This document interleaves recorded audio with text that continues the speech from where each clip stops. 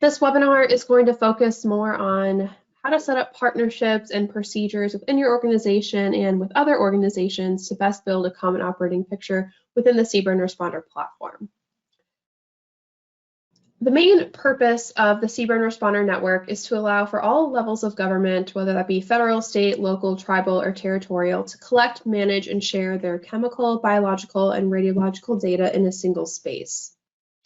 In October of 2016, the Ad-Responder program was codified in the Nuke Rad Incident Annex, and this stated here that Ad-Responder is the national standard and whole community solution for the management of radiological data. In this document, it also states that Ad-Responder shall never be turned off, so you can be assured that when you're setting up your partnerships and training to the CBRNResponder program, that it is here to stay. Now, a benefit of having this codified in the Nuke Rad Incident Annex is that it is national standard. So when you go about setting up partnerships, collecting and managing data, you can know that by using CBRNResponder or Ad-Responder, you are adhering to that national standard. So when we're talking about actually building a common operating picture in CBRNResponder, it's twofold. So the first thing that you need to do is set up those default partnerships in the CBRNResponder space. That's more of the technical side of things.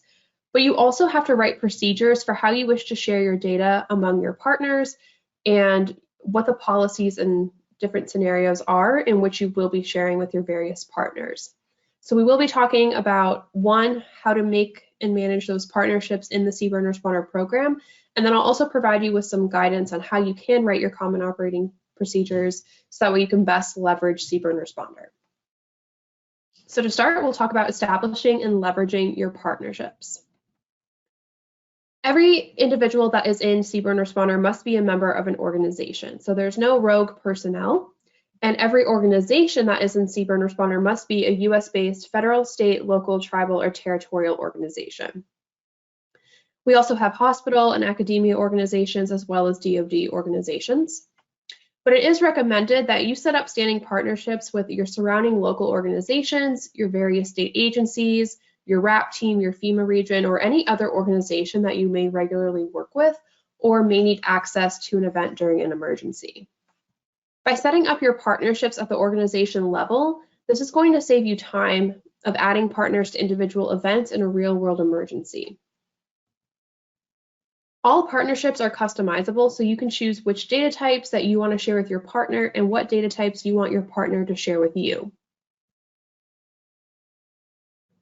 As it currently stands, we have a total of 2,276 organizations across the country in CBRNResponder and 13,271 responders in CBRNResponder. Now, because there are so many organizations, we do have a few recommendations for you to see which organizations in your area currently exist in CBRNResponder, and if they don't already have an account in CBRNResponder, how you can encourage them and help set them up. So we recommend that from the CBRNResponder homepage that you utilize the network map to find the organizations in your area and request partnerships with them.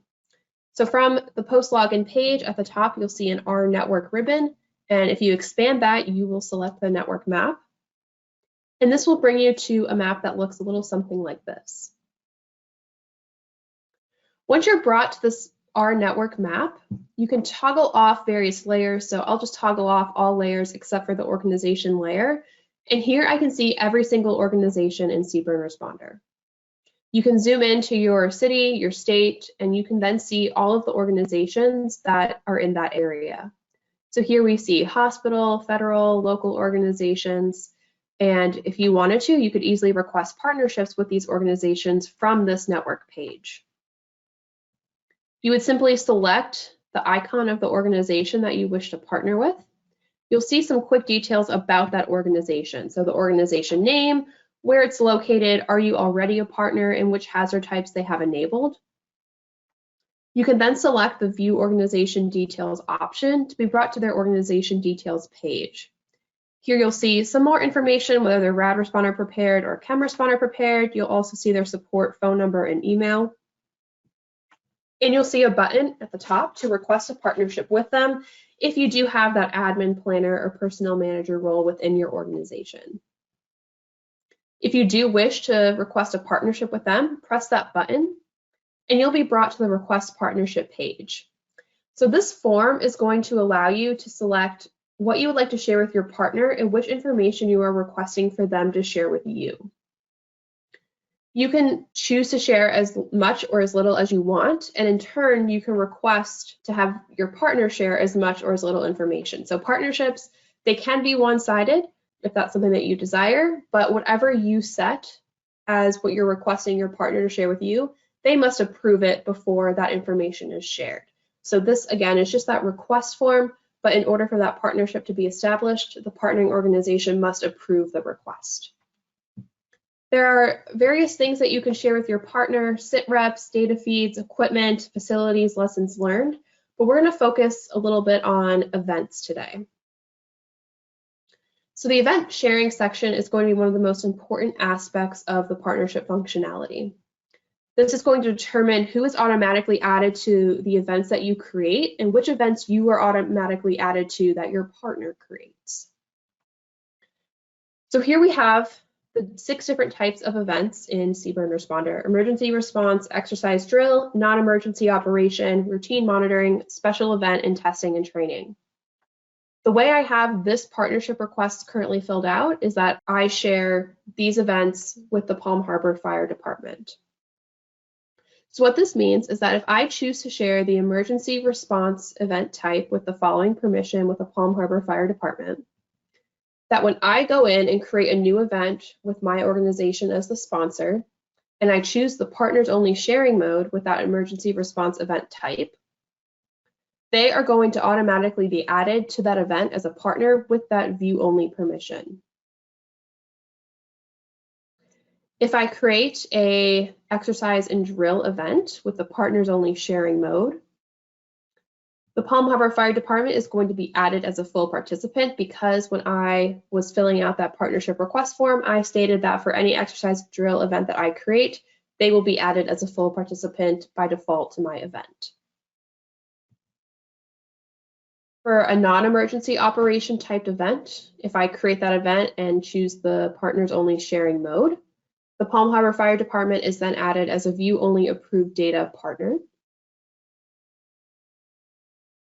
And for routine monitoring, again, since I set them up as being a full participant partner, when I create a routine monitoring event with the partners only sharing mode, the Palm Harbor Fire Department is going to be added as a full participant by default.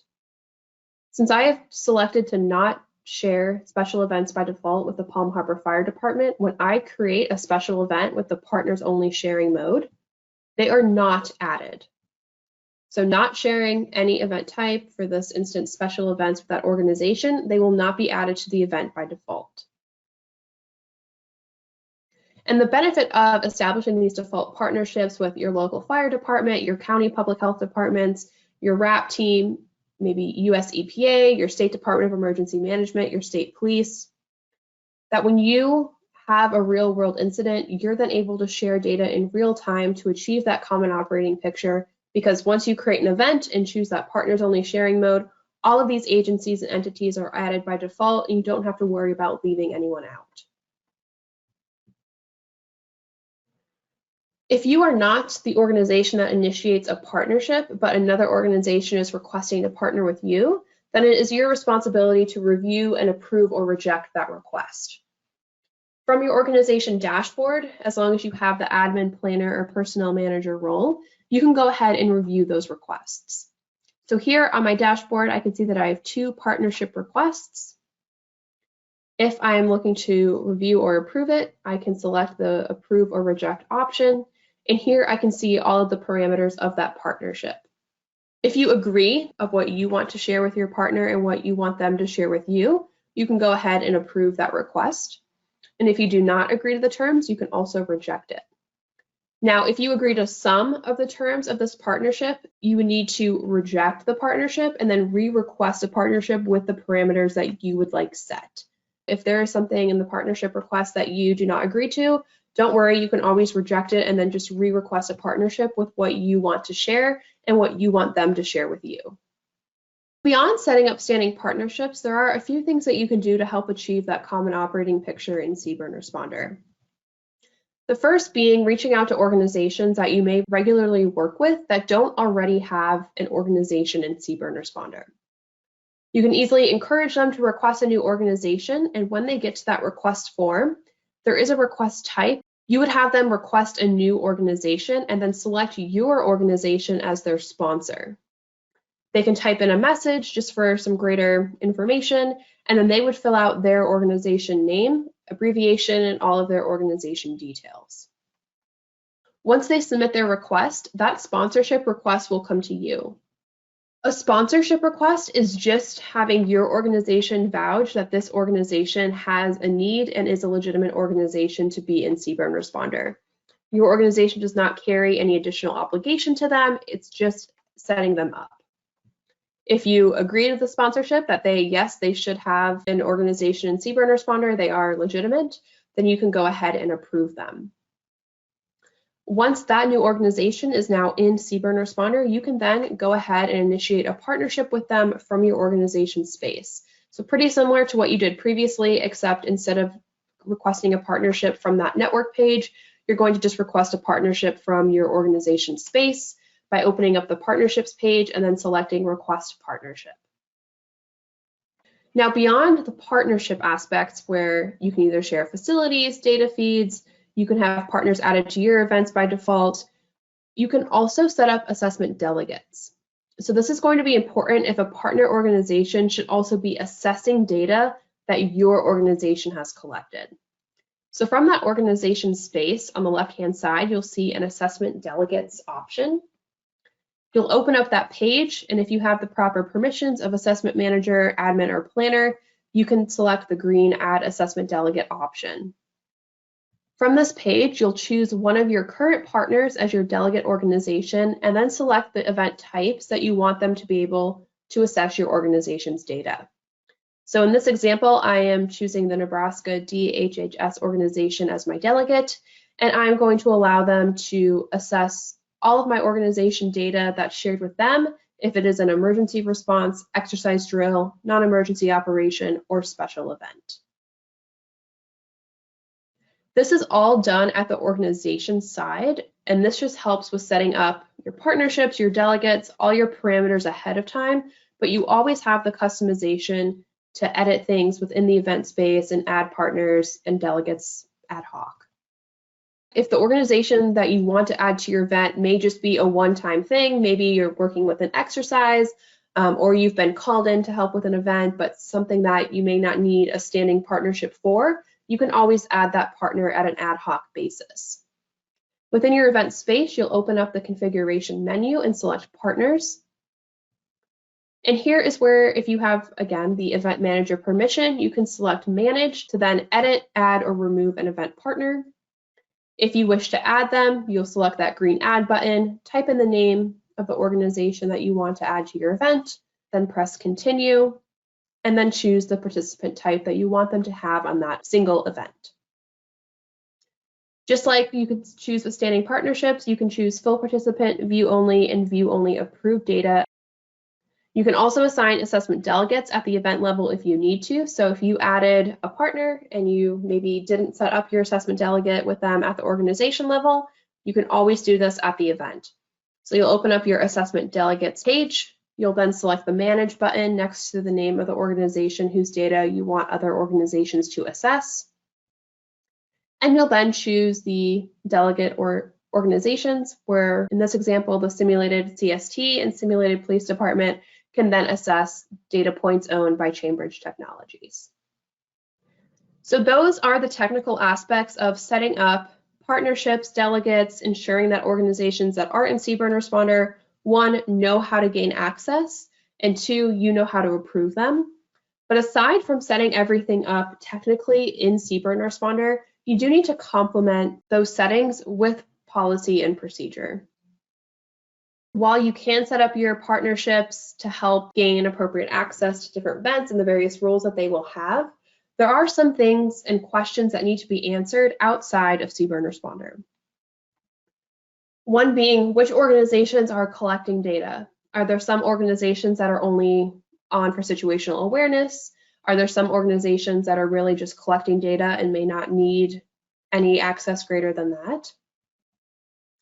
Who may want access for situational awareness? Are you adding any federal resources to your events, such as your RAP team, your FEMA region? Are you sharing your data with FERMAC? Which organizations are assessing data? Is it one organization is assessing data for all events? Are each individual organization assessing their own data? If a real-world incident occurs, which organization is the one actually going in and creating that event?